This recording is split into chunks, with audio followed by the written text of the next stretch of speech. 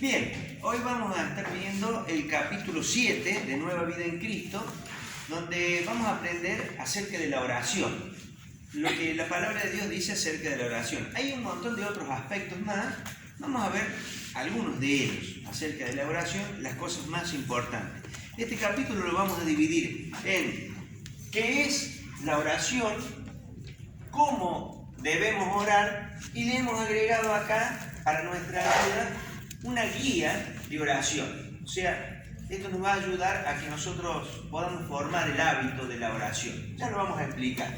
Entonces vamos a qué es la oración y leemos Jeremías capítulo 33, versículo 3. Clama a mí y yo te responderé y te enseñaré cosas grandes y ocultas que tú no conoces. Bien, acá encontramos básicamente un mandato específico de parte de Dios, ¿no? Es que nos anima a que nosotros clamemos, que nosotros oremos, ¿no? Cuando habla de clamar, habla de oración. Que nos acerquemos a Él. Dice, clama a mí y yo te responderé. O sea, está la promesa de que Él nos va a responder y encima que nos va a dar a conocer cosas que para nosotros están ocultas. Básicamente, llevándolo a lo que nosotros podemos aplicarlo en nuestra vida, Dios nos está diciendo, cuando tengas una dificultad, vení a hablar conmigo y yo te voy a dar luz acerca de esa dificultad que vos tenés. Yo voy a escuchar la oración, ¿no? Te voy a responder, pero además te voy a dar luz respecto de esa necesidad que vos tenés. Eso es lo importante. Nosotros en la oración, no solo que le contamos a Dios y Él se entera y dejamos las cosas en manos de Él, sino que recibimos luz para resolver la situación. ¿Está bien? Orar, porque acá nos pregunta el primer punto, ¿qué es la oración? Es simplemente hablar con Dios, es comunicarse con Dios. Es como cuando nosotros hablamos con un amigo y le podemos contar todas las cosas. El Señor está esperando eso de parte nuestra, que nosotros hablemos con Él. Él quiere ese encuentro, que nosotros tengamos esa intimidad, que podamos contarle todas las cosas. Básicamente, ¿qué es la oración? Es hablar con Dios, hablar con Dios. Bien, el apunte ahí pregunta, dice, ¿cómo promete Dios responder a las oraciones? Bueno, nos dará a conocer cosas que nosotros no conocemos, es decir, y nos dará luz respecto a ciertas dificultades o situaciones que nosotros tengamos que resolver. Luego pregunta, dice, ¿habrá tiempo cuando Dios está demasiado ocupado para oír nuestra oración? No. Nunca, claro. Siempre Dios está dispuesto, en cualquier hora, en cualquier momento. Cuando andamos en bicicleta, cuando nos levantamos a la mañana, cuando andamos en el auto, cuando nos vamos a dormir, Dios está siempre dispuesto a escuchar nuestra oración y oye nuestras oraciones.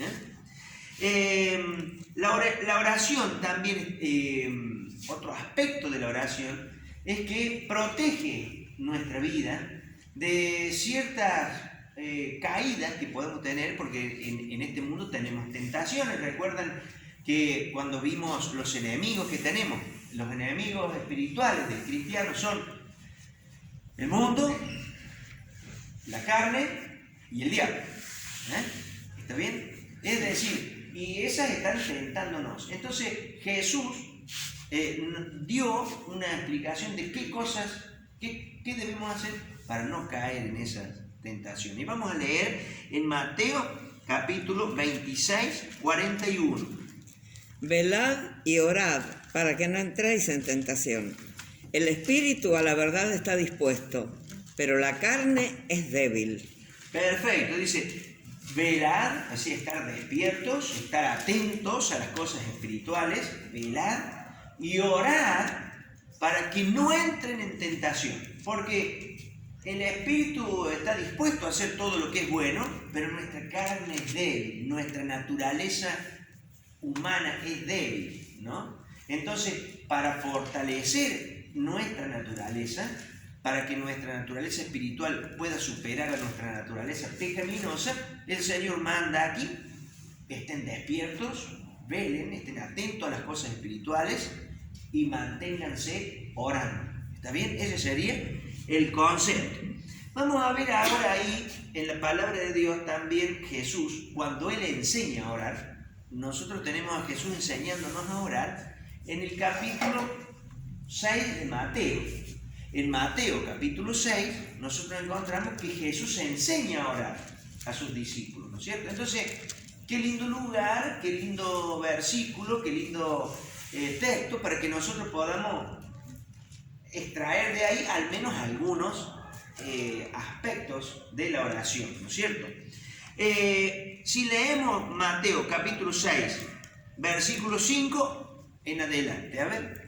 Y cuando ores, no seas como los hipócritas, porque ellos aman el orar en pie en las sinagogas y en las esquinas de las calles, para ser visto de los hombres. De cierto os digo que ya tienen su recompensa.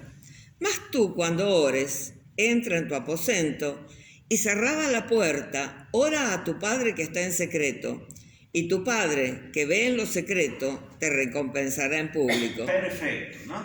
Bien, ahí hay un concepto importante. Dice, cuando ores, cuando tú estés orando, no es cuestión de orar para ser vistos de los demás. Nos está hablando un poco de la religiosidad. Hay gente que va a determinados lugares, hace determinadas cosas para ser visto de los demás y demostrar una cierta religiosidad, ¿no es cierto? Los religiosos del tiempo de Jesús también hacían lo mismo, oraban en público para ser vistos de los demás, ¿no es cierto? Y Jesús dice, el único premio que tendrán será la alabanza de las personas que los están viendo, pero de parte de Dios no van a recibir absolutamente nada. Y nos da una orden, después de decir, más tú cuando ores, entra a tu cuarto y allí en lo secreto de tu cuarto, habla con tu Padre.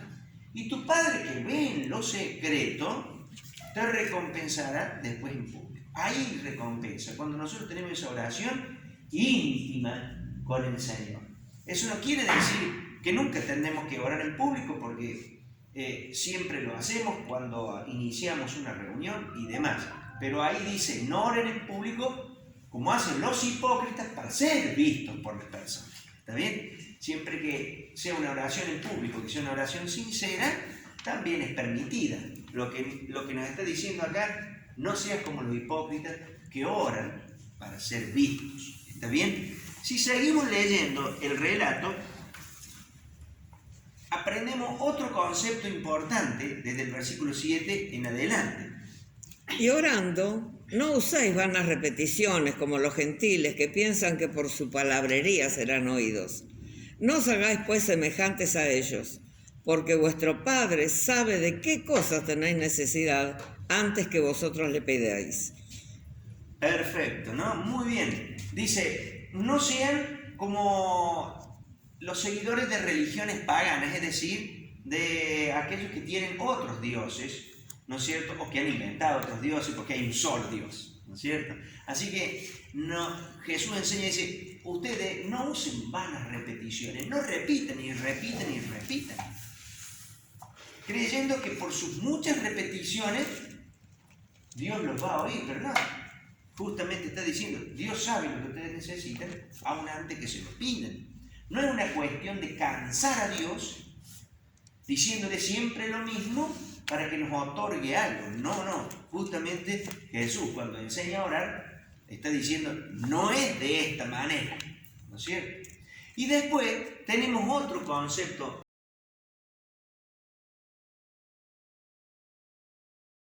Y después tenemos otro concepto importante a continuación que está en el versículo 9. A ver, versículo 9, 6, 9. Vosotros pues oraréis así.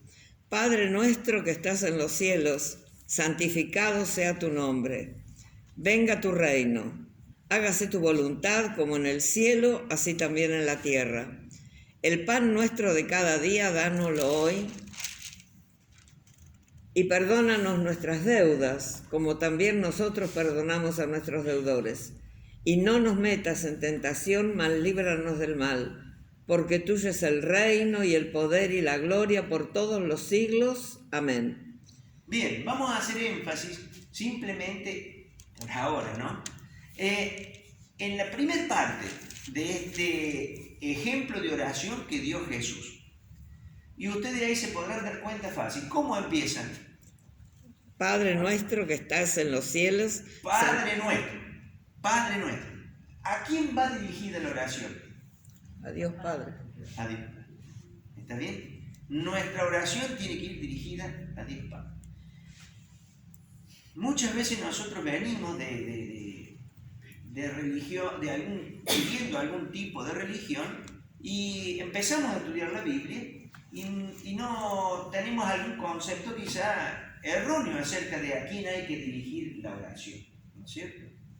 Algunos la dirigen a personas, a determinados santos, a determinadas entidades, qué sé yo. Algunos hasta dirigen las oraciones a los papás que han muerto, a los abuelos, y dicen: vos, papá, que me ves de allá del cielo, ayúdame en esta situación. O sea, es toda una confusión, ¿no es cierto? Hay fe, pero hay toda una confusión.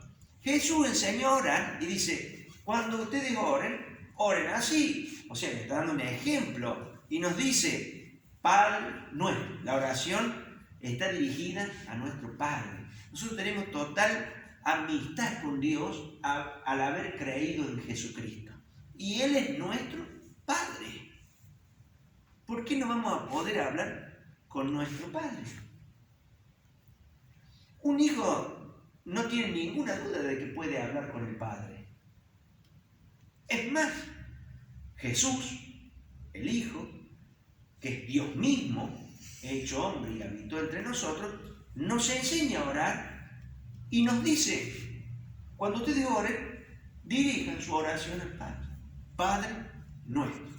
Para estar más seguro de esto y confirmar lo que aquí Jesús dice, incluso, vamos a leer Hebreos, capítulo 4, versículo 16.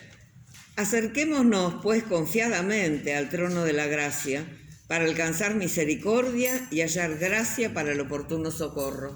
Perfecto. Dice, ¿cómo tenemos que acercarnos a Dios? Confiadamente. Confiadamente. ¿Por qué podemos acercarnos a Dios confiadamente?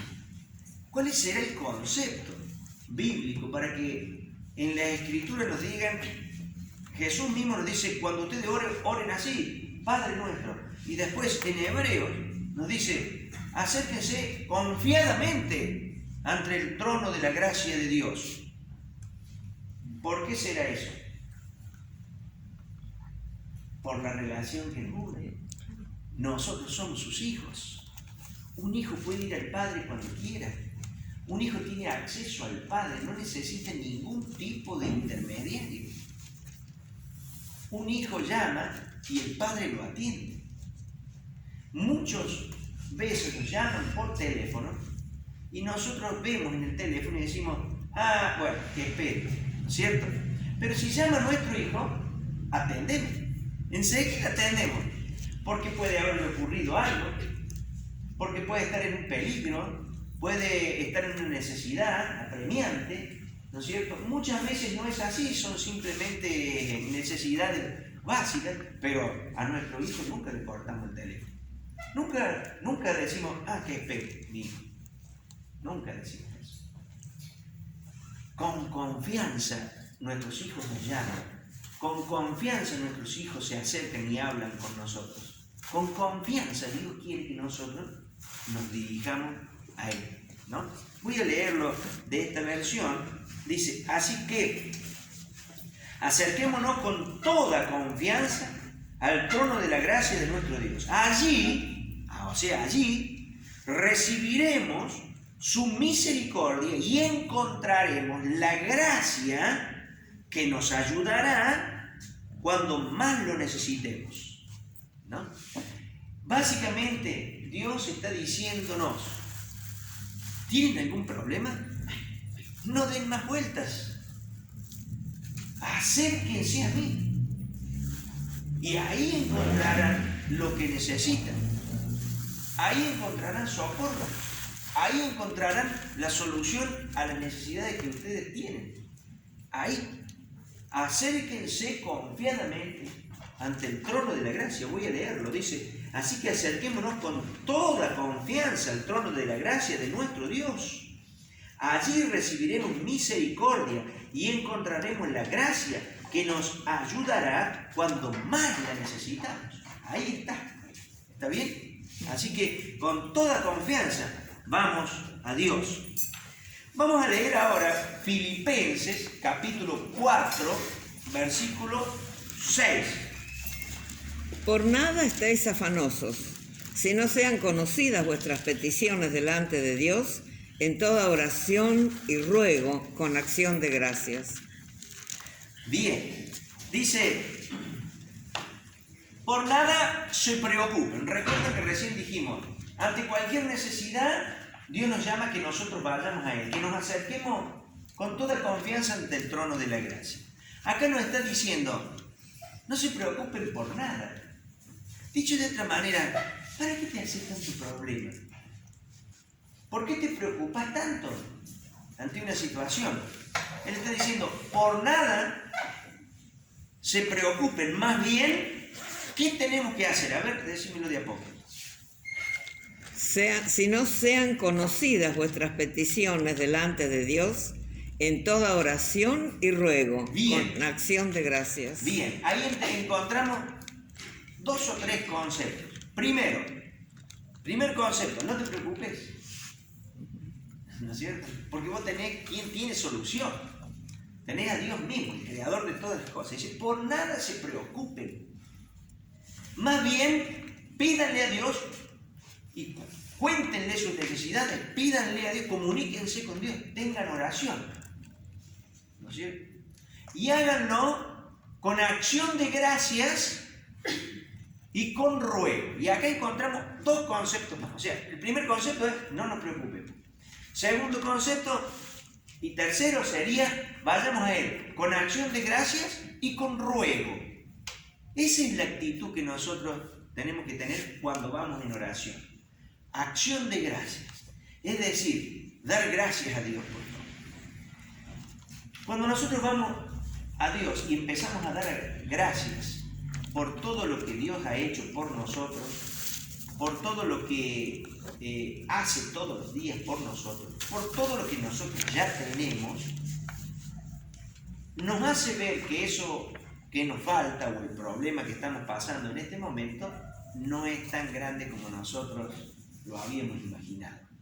Y sabemos, porque le estamos agradeciendo, que ha resuelto otros problemas anteriormente y conocemos que Él los resolvió, por ende resolverá este también, ¿no es cierto? Entonces, con acción de gracias, y ahí es que empezamos a darle gracias a Dios por todas las cosas. Así nos acercamos a Dios, con acción de gracias.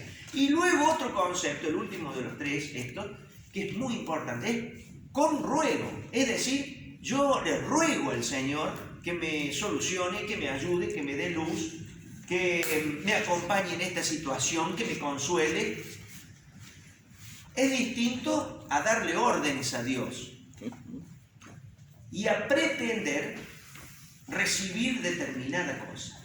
El mismo Jesús, en un momento de muchísima angustia, antes de ir a la cruz, oró al Padre y dijo, rogándole, dice, si fuera posible, pasa de mí esta copa. ¿No es cierto? O sea que nunca exigió nada a Dios. Nosotros muchas veces quizás nos dirigimos a Dios como si Dios nos debiera solucionar algo o como si Dios tuviese la obligación de darnos lo que nosotros le pedimos. No es así. No es así. Nosotros vamos a Dios con acción de gracias y rogando y con ruego. Esa es la actitud correcta en la oración. Nadie le puede torcer el brazo a Dios. He escuchado oraciones en las que las personas gritan y le gritan a Dios en la oración. Por ejemplo, sana a determinada persona, ¿cierto? Y lo dicen con mucha más énfasis. Y parece que eso tuviera, que es una oración fervorosa. No es una oración fervorosa. Yo digo que es una oración desubicada, una oración que no corresponde, porque nadie va a torcer el brazo a Dios. Yo creo que Dios es poderoso para sanar cualquier tipo de enfermedad, porque Él nos ha hecho, y yo mismo en mi cuerpo he recibido sanidad. Así que la he experimentado. Pero yo no puedo torcerle el brazo a Dios para que sane a determinada persona. Está dentro de su soberanía sanar o no sanar. Está dentro de su soberanía resolver de una manera o de otra. Hay situaciones en que Dios nos puede sacar milagrosamente de un problema, y hay otras situaciones en que tenemos que atravesar el problema, porque solo Dios sabe por qué lo tenemos que atravesar. Quizás forme nuestro carácter, no lo sabemos. De muchas cosas nos damos cuenta en nuestra vida, y habrá otras cosas que no las vamos a entender nunca, por qué nos han ocurrido y por qué Dios no ha actuado con nosotros como nosotros le pedimos. Pero recuerden esto, Dios es soberano, es poderoso, escucha nuestras oraciones, pero también es soberano. La decisión es de Él y de nadie más. Nuestra oración tiene que ser con acción de gracias y con ruego. A Dios nadie le va a torcer el brazo. ¿Está bien? Ese sería un concepto que quería aclararlo, que es muy importante.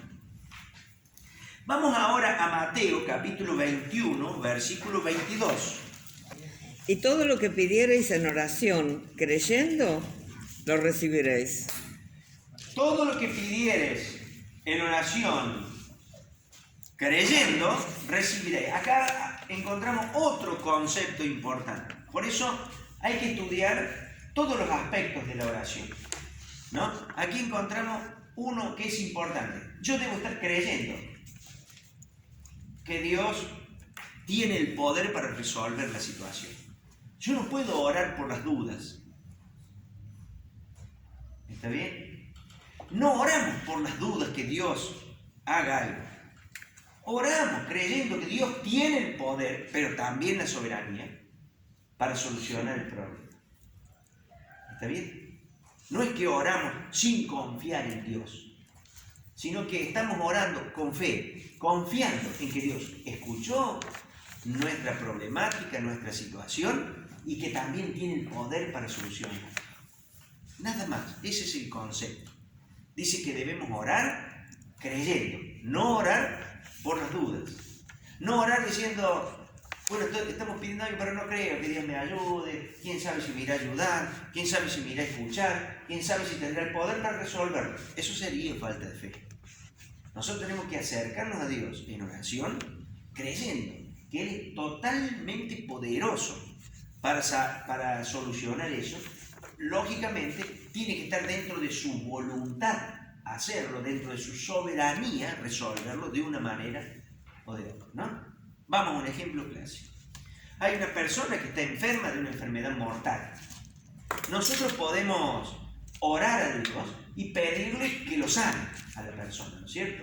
Pedimos sanidad. La misma Biblia nos aconseja, nos dice, nos exhorta que si hay algún enfermo entre nosotros, que vaya a los ancianos de la iglesia y que oren por él ungiéndole con aceite, ¿no es cierto? Y la oración de fe sanará al enfermo, ¿no es cierto? Ahora, tenemos que conocer varios aspectos de la oración. No siempre lo sana. Pablo tenía un inconveniente, dice, le pedí 3 veces al Señor y Él me contestó, bástate con mi gracia. Pablo en sus cartas también habla de que algunos ayudantes de él en algún momento tenían enfermedades. A algunos les aconsejaba, toma un poco de vino, porque a vos siempre te duele el estómago. Entonces, porque no oraron ahí y se sanaron, porque conocían de la voluntad de Dios y de la soberanía de Dios, de que Dios es poderoso, pero es soberano en su decisión. Así que yo oro con fe de que Dios tiene el poder para sanar a una persona, de una enfermedad mortal. No hay ningún problema con eso. Pero tengo que entender que Dios es soberano. Y si quiere que siga con esa enfermedad y que esa sea su última enfermedad, o sea, que después pase a estar en su presencia, yo no puedo estar en contra de eso, ¿cierto?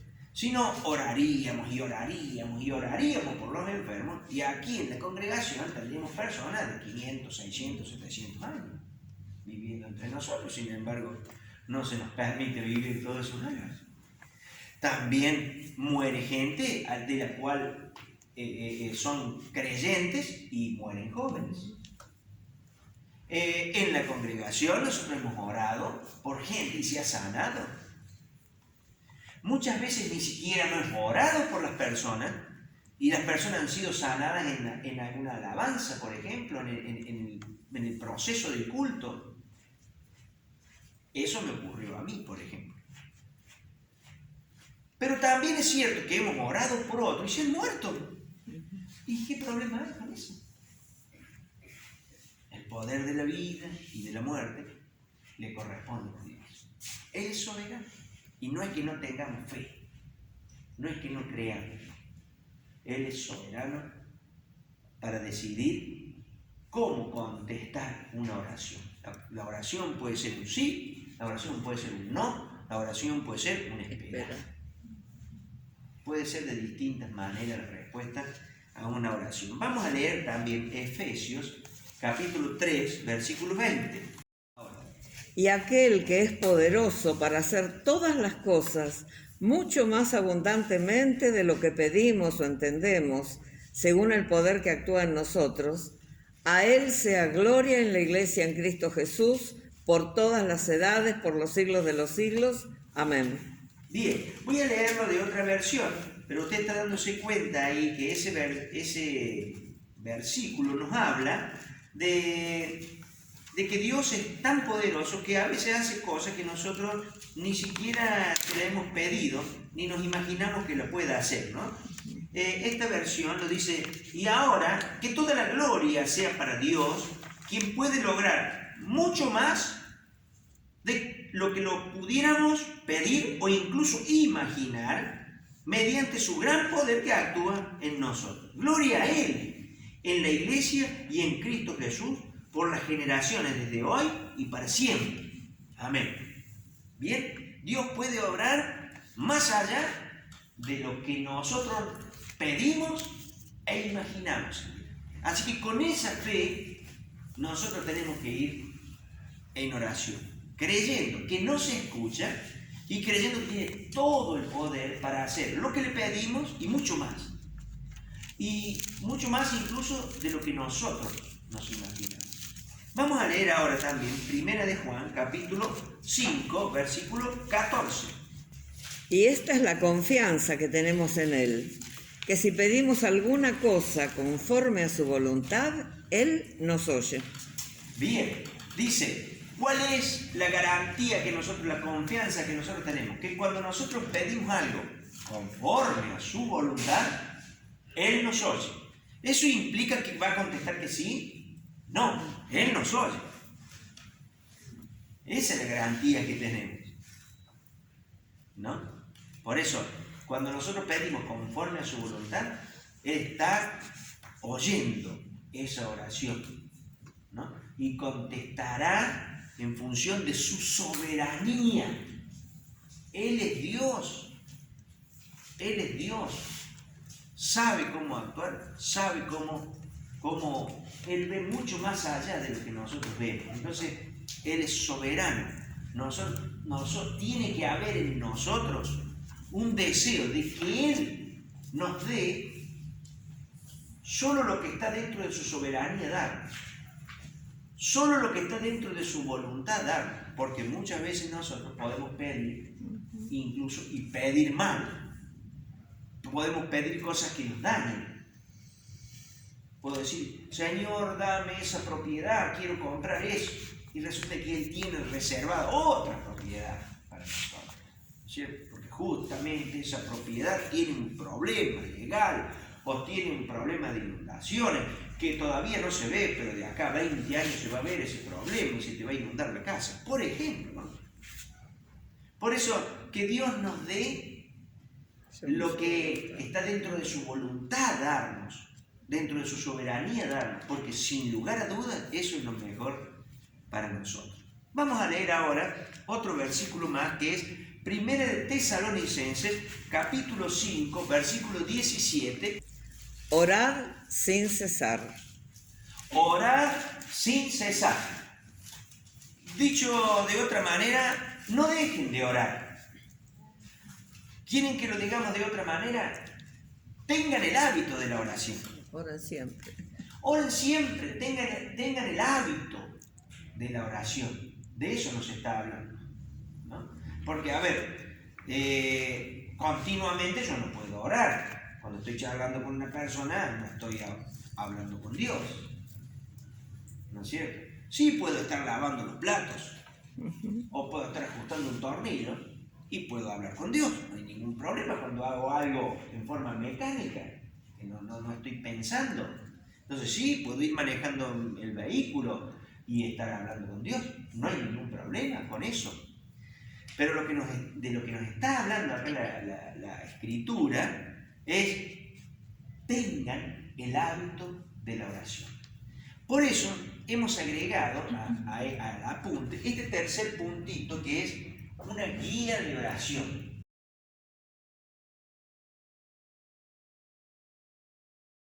La guía de oración es simplemente una guía de oración. No es que usted tiene que repetir todo lo que aquí anota, pero es una guía de oración. En primer lugar, vamos a decir, para hacer esta guía de oración, que tenemos que adorar a Dios, es decir, alabar a Dios por lo que Él es. Esto tiene que ser parte de la oración. Por ejemplo, Padre nuestro, que estás en los cielos, santificado sea tu nombre, alabado sea tu nombre. Es una expresión de adoración, muy reducida, pero es una expresión de adoración. Después tiene acción de gracias, ¿no? ¿Se acuerdan que estudiamos recién acción de gracias? Entonces acá, en este punto, daremos gracias a Dios por todo. ¿Por qué cosas vamos a dar gracias a Dios? Tenemos un montón de razones. Entonces las anotaremos aquí debajo. Las iremos anotando. Usted se hará su propia guía de oración. Tomará una hoja en blanco y empezará a escribir. Y entrará a dar gracias. Y yo creo que lo primero por lo cual nosotros debiéramos dar gracias es por nuestra salvación. Sí. ¿Verdad? Después seguirán otras cosas más, como que Él es nuestra guía, o que Él es nuestro Señor, que Él comanda nuestra vida, que tenemos trabajo, que tenemos un techo, que tenemos salud, que podemos caminar, que podemos ver, si es que lo podemos hacer. Quizás no tenemos toda la salud que quisiéramos tener, porque siempre algo nos duele. O puede que usted tenga alguna falta, alguna discapacidad, pero siempre algo de salud tiene, ¿no? Entonces, dar gracias a Dios por eso. Dar gracias a Dios por nuestra familia, por nuestros hijos, por aquellos que tienen nietos, que den gracias por los nietos, por los papás y demás, ¿no es cierto? Entonces, damos gracias a Dios por todo eso, por poder comer, por poder vestirnos. Dice la palabra de Dios que cuando nosotros ya tenemos comida y vestido, debiéramos estar alegres, satisfechos, ¿no es cierto? Entonces, esto de la acción de gracias hace a que nosotros nos demos cuenta de todo lo que tenemos ya de parte de Dios. Para empezar, la salvación. El rey David dijo: Jehová es mi pastor, no necesito más nada. Eso es lo que dice el original. Jehová es mi pastor, nada me faltará, dicen algunas versiones, sí. Pero en los originales dice: no necesito más nada. Claro, porque si Él va conmigo, ¿qué problema hay? Si tengo la salvación, ya está. Es una cuestión relativa en cómo me vaya en esta vida. podré lograr más cosas, podré lograr menos cosas, podré atravesar situaciones difíciles, podré pasar enfermedades y problemas y un montón de cosas. Claro que sí, pero Jehová es mi pastor, ya lo tengo todo. Lo más importante en esta tierra ya lo hemos logrado. Entonces, damos gracias a Dios. Es algo totalmente necesario en nuestra oración diaria. Cabe destacar que Jesús se levantaba de madrugadas e iba a orar. O sea, dedicaba un tiempo a la oración. La Biblia dice, Jesús se levantó muy de madrugada, cuando todavía era muy oscuro, y se fue a un lugar tranquilo, al monte, a orar. O sea que nosotros, ese es el hábito que nosotros tenemos que tener en cuanto a la oración. Levantarnos temprano, media hora antes, una hora antes, usted vaya tomando el tiempo que usted quiera y empieza a orar. Y para no dormirse en la oración o no saber olvidarse mientras está orando, es bueno que usted haga esto, que es la guía de oración. Entonces, primero adora a Dios, después empieza a dar gracias y usted va a ir anotando y agregándole un montón de cosas acá en su propia guía. Yo tengo la mía, usted tenga el suyo. ¿Está bien? Después vienen las peticiones, ¿no es cierto? Y las peticiones se las pueden dividir. En primer lugar, nosotros debemos pedir perdón por nuestros pecados.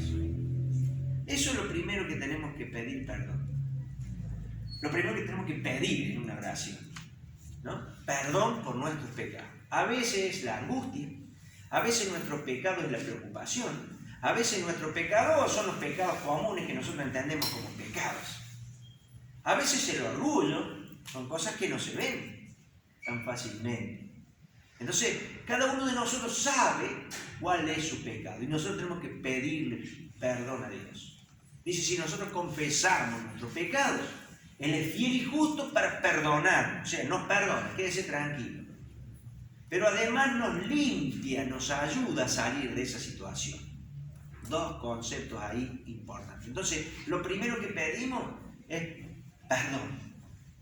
Y después empezamos a pedir. Para nosotros, no, todavía no. Primero pedimos por nuestros seres queridos, por nuestros hermanos en Cristo, por aquellos que conocemos. Entonces, por ejemplo, usted puede orar por Gabriel, ¿no es cierto? Y su familia. Entonces anotará Gabriel, su esposa se llama Patricia, y sus hijos tiene una nena que se llama Estefanía, y un hijo que se llama Josías, ¿no es cierto? Y usted que los conoce, sabe cuáles son sus necesidades. Entonces va a pedir acorde a las necesidades que tiene. No es que va a repetir siempre, te pido por Gabriel, por Patricia, por Estefi, por Josías. No. Sino que va a decir, te pido por la familia de Gaby. Te pido que le ayudes a servir al Señor como lo viene haciendo. Que le des crecimiento espiritual. Que bendigas a su esposa. Que le des salud porque andaba con un problema en el hombro, por ejemplo. Te pido por su hija, Estefi, que está cursando el secundario, que le ayudes. Si tiene alguna materia, que tiene algún problema. Te pido por su hijo, Josías, para que se sane de ese quiebre que tuvo en la pierna, por ejemplo, ¿no? Entonces, como conocemos la familia, oramos, no es que repetimos, sino que le pedimos en función de eso. Y así como lo tenemos a Josías, a Gabriel, con su esposa, tendremos un montón de familias, ¿no es cierto?, que nosotros vamos conociendo y vamos agregando en esa guía de oración, entonces no nos perdemos y no nos olvidamos de orar por las personas. ¿Está bien? De esa manera nosotros no nos olvidamos de orar, porque lo tenemos anotado ahí en esa guía de oración.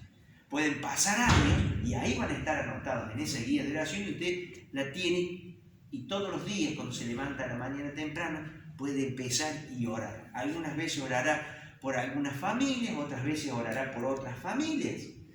Quizá usted tenga 50, 60, 70, 80 familias anotadas o más en ese lugar, entonces el día lunes orará por 10 o 15 familias nada más, y otro día orará por otras 10 y así, pero en la semana va orando por todas esas familias que usted tiene anotadas.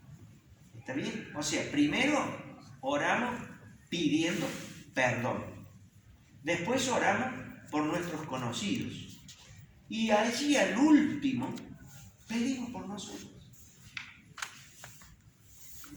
Si queremos cambiar la goma al auto, si queremos vender mares en el negocio y demás, ¿no es cierto? Recién ahí va nuestra petición. ¿Está bien? Bien. También podemos pedir, como cuarta cosa, por la marcha de la iglesia, por cada uno de los ministerios.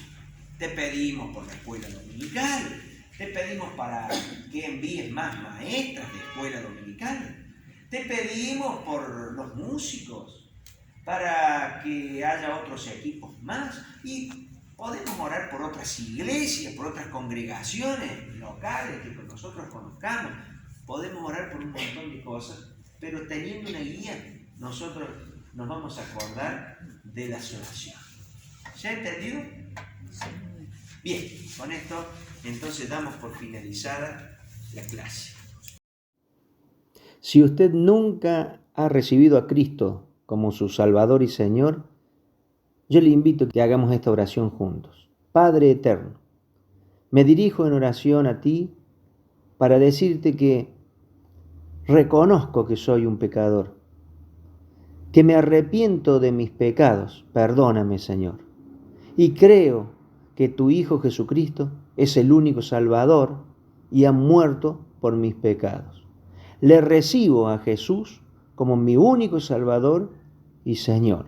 Escribe mi nombre en el libro de la vida. En el nombre de Jesús. Amén.